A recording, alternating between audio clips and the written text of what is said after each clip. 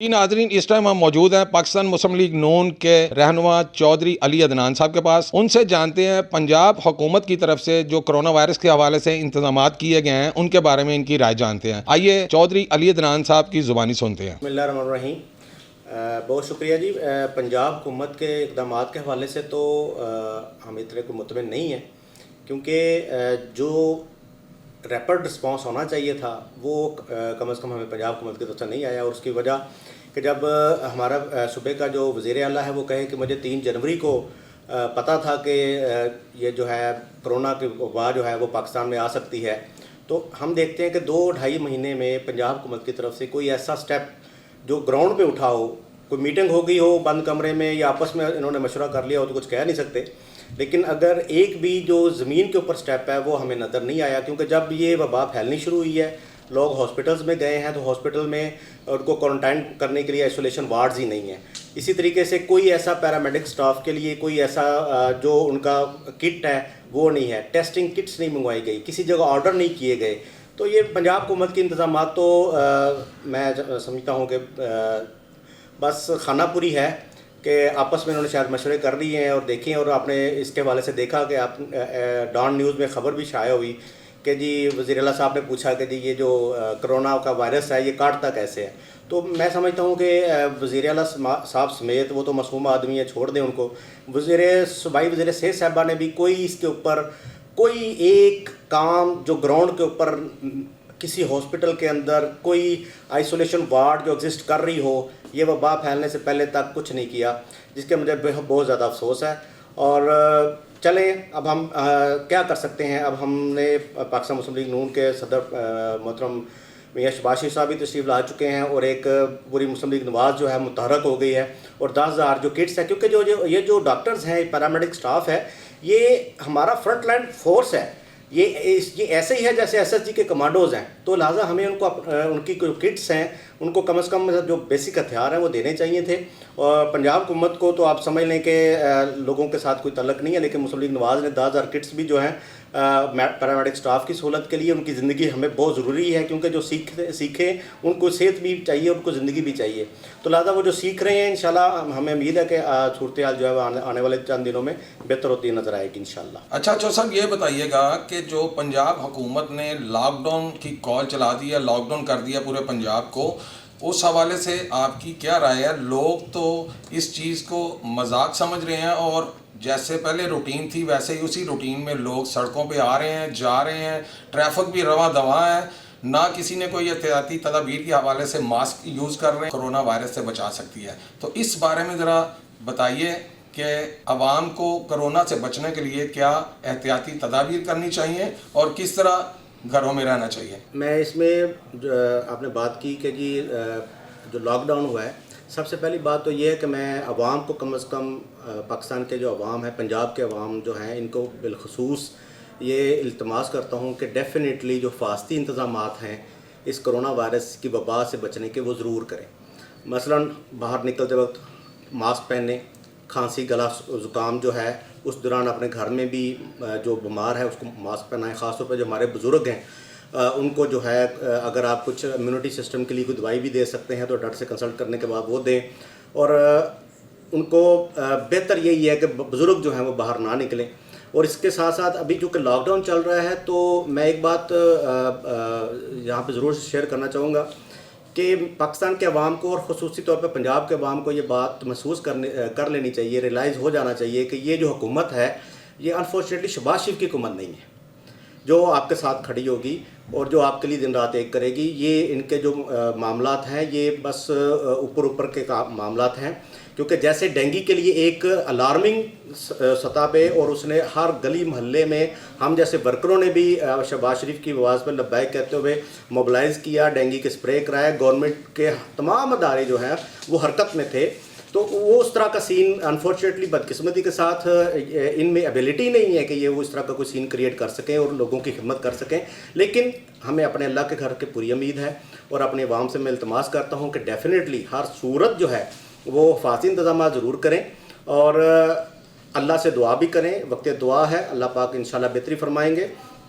दूसरे जो आपने बात की कि आवाम से भी मैं दोबारा बात करूंगा कि कम से कम लॉकडाउन जैसा भी है देर आया है, हमारी नज़र में ये देर से आया है, लेकिन फिर भी इसका एहतराम करें, क्योंकि ये किसी की पॉइंट स्कोरिंग की बात नहीं है, ये ज़िंदगी और मौत का मसला है, हमारे आने वाली नस्लों का मसला है, इसलिए इसको सीरियस लेना चाहिए और इसके ऊपर जो है वो पूरी कोशिश करें कि अपने आप को बचाएं और अपने अपनों को भी बचाएं। तो इसलिए मैं मामलात को ये चाहूँगा कि इसको बिल्कुल 100% सीरियस लें, क्योंकि वबा जो है ये बड़ी ख़तरनाक है और जो दुनिया में मामलात हो रहे हैं हमारे पास सवाए आइसोलेशन के और लोगों से जो राब्ता है वो ज़रा कम करने से ही अगर हम इससे बच सकते हैं तो हमें ज़रूर बचना चाहिए। अच्छा चौधरी साहब, आपने बड़ी अच्छी माशाल्लाह गुफ्तगू की है। हमें अपना ये भी बताते जाइए कि वज़ीर आज़म पाकिस्तान इमरान खान ने 1200 अरब रुपए के माशी पैकेज का ऐलान किया है, उस बारे में आपकी क्या राय है? इसमें कोई गरीबों का भी भला नज़र आ रहा है कि नहीं आ रहा? जी, मैं इस हवाले से अर्ज़ करूँगा कि जनाब अली, ये जो माशी पैकेज है ये एक आवाम के साथ इस वक्त, इस मुश्किल वक्त में, इस वबा में घिरी हुई पाकिस्तानी कौम के साथ एक मजाक है।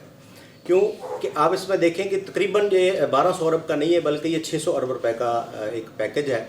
और जबकि आप समझते हैं, आप देखते हैं कि अगर गवर्नमेंट सिर्फ अपने जो इंटरेस्ट रेट है अगर वही सिंगल डिजिट में आ जाता तो हमारे पास 3-4 हज़ार 2,500 अरब रुपए का पैसा हो सकता था जो हम अपने वाम पे लगा सकते। इसके लिए अब मैं ये समझता हूँ कि अगर हम थोड़ा सा डिटेल से बात करें तो हम समझते हैं कि ये जो इन्होंने पैकेज दिया है एक्सपोर्ट्स के रिफंड, वो तो ऑलरेडी उनके ड्यू थे। गवर्नमेंट ने उन जो एक्सपोर्टर्स हैं उनको क्या देने की बात की है। इसी तरीके से अगर अवाम की बात करेंगे जी, हम बिल जो है 2,000 रुपये का बिल, मुझे ये बताएं कि आपने जो बिजली के रेट कर दिए हुए हैं, जो आपने सुई गैस के रेट कर दिए हुए हैं, उसके ऊपर 2,000 रुपये का जो बिल है वो आप माफ़ नहीं कर रहे माजरत के साथ, आप उसको सिर्फ डिफे करने की बात कर रहे हैं। ठीक है जी। और इसके ऊपर मैं समझता हूँ कि ये ऐसी चीज़ें इन्होंने की हैं कि ये मैं आपके मीडिया का तवज्जो से बात कहना चाह रहा हूँ कि ये जो पैकेज है जो 600 अरब रुपए का है, इसके ये आने वाला वक्त जो है ये स्कैम बनने जा रहा है। क्यों कि ये जो 3,000 रुपया जो एक गरीब ख़ानदान के घर में देने की बात की गई, हाथम ताई की टांग कबर पे लात मारी गई है, मैं ये समझता हूँ कि ये 3,000 रुपया मिलेगा किसको, इसका कोई सिस्टम इन्होंने आगे इंट्रोड्यूस नहीं करवाया। ये सब इनका खाने का प्रोग्राम है और आगे इनके जो बहू हैं वो खाएंगे। मैं समझता हूँ कि मुझे ये बताएं कि जो दिहाड़ीदार आदमी है, जो मजदूर आदमी है, जो घर से सुबह बेचारा अड्डे पे जाके खड़ा रहता है और नौकरी, जब से खान साहब आए हैं रोज़गार तो पहले लोगों से छिन चुका है, छोटी छोटी दुकानें बंद हो चुकी हैं, 2-4 करोड़ रुपए का लगाने वाला बिजनेस जो है वो भी बंद हो चुका है, तो रोज़गार तो पहले नहीं है। तो आप जब उनको 3,000 की बात कर रहे हैं तो उसमें वो शामिल नहीं है माजरत के साथ, क्योंकि उनके अब तो आपके पास डाटा ही नहीं है। आप तो कहते हैं जी जो सोशल सिक्योरिटी के साथ रजिस्टर्ड लोग हैं उनको मिलेगा। अब मुझे ये बताएं कि मैं कोई बड़ी रॉकेट साइंस की बात नहीं करता, आप बाहर निकल जाएं, लोगों से बात करें, उनसे पूछें कि कितने लोग सोशल सिक्योरिटी के साथ अटैच हैं और कितने लोग बेचारे सेल्फ ऑनर जो बिज़नेस था वो सब जो है वो तबाह हो गया है, तबाह हो जाएगा। और 3,000 रुपया जो है, मुझे सिर्फ ये बताएं कि किस घर में ये 3,000 रुपये के साथ पूरा ख़ानदान, ये फी फ़र्द की बात नहीं है, ये पूरे ख़ानदान को आप 3,000 रुपया दे रहे हैं। मैं ये समझता हूँ कि इसकी बजाय ये हमारे साथ, हमारी कौम के साथ ढोंडा मजाक है। इसकी बजाय अगर आप हमें टैक्सेस में रिलैक्सेस दे देते, इसके अलावा हमारे बिल्स जो है वो माफ़ कर देते, हमारी जो प्राइवेट ऑर्गेनाइजेशंस हैं उनको किसी तरीके से सपोर्ट करते कि वो जो बेरोज़गार लोग होंगे उनको रोज़गार दे सके, उनको कम से कम बेसिक तनख्वाह ही दे देते, तो इस तरह का कोई पैकेज कम अज़ कम, वो मैं फिर वही बात कर रहा हूँ कि इसके लिए अगर ये गवर्नमेंट ये अगर उजरे गुनाह बदतर गुनाह कि अगर जी हमारे पास पैसे नहीं है तो पैसे भाईजान, यही तो हम कह रहे हैं कि अगर आप अपना इंटरेस्ट रेट सिंगल डिजिट में ले आते तो आपको 2,500-3 हज़ार अरब रुपये आपके पास बचता जो आप अपनी वाम के ऊपर लगा सकते थे। मैं समझता हूँ कि ये बस अल्लाह ही इस वक्त इन हुक्मरानों को हदायत दे। और मैं इस वक्त बड़ा मशकूर हूँ कि पाक फ़ौज ने इस वक्त जो है मामलात को टेक ओवर किया है और आवाम की सहूलत के लिए कम से कम देखें, मैं ये माजरे के साथ बात करना चाहता हूँ कि खान साहब को जो लोग उनके जो मशीर हैं वो सिर्फ ये बता रहे हैं कि जी लॉकडाउन के बाद क्या होगा। हम समझते हैं कि भाई कि जी हमारे पास पैसे नहीं है, हम लॉकडाउन के बाद जो क्राइसिस होगा उससे नहीं निपट पाएंगे। उनको कोई ये नहीं बता रहा कि अगर लॉकडाउन ना किया तो इन लोगों का क्या होगा। اگر یہ لاک ڈاؤن آج 2 ہفتے کا کر کے اگر ماہرین کہہ رہے ہیں کہ ہم قابو پا سکتے ہیں، کل کو اگر 1 مہینے کا ہو گیا، پھر 2 مہینے کا ہو گیا، خدا نخواستہ میرے منہ میں خاک، میں نہیں چاہتا کہ کوئی ایسا معاملہ ہو. ہم تو چاہتے ہیں کہ اللہ تعالیٰ اس کو جلد از جلد جو ہے اس وبا کو دور کرے. لیکن میں سمجھتا ہوں کہ اگر یہ خدا نخواستہ لمبا ہوگا تو پھر کیا ہوگا خان صاحب؟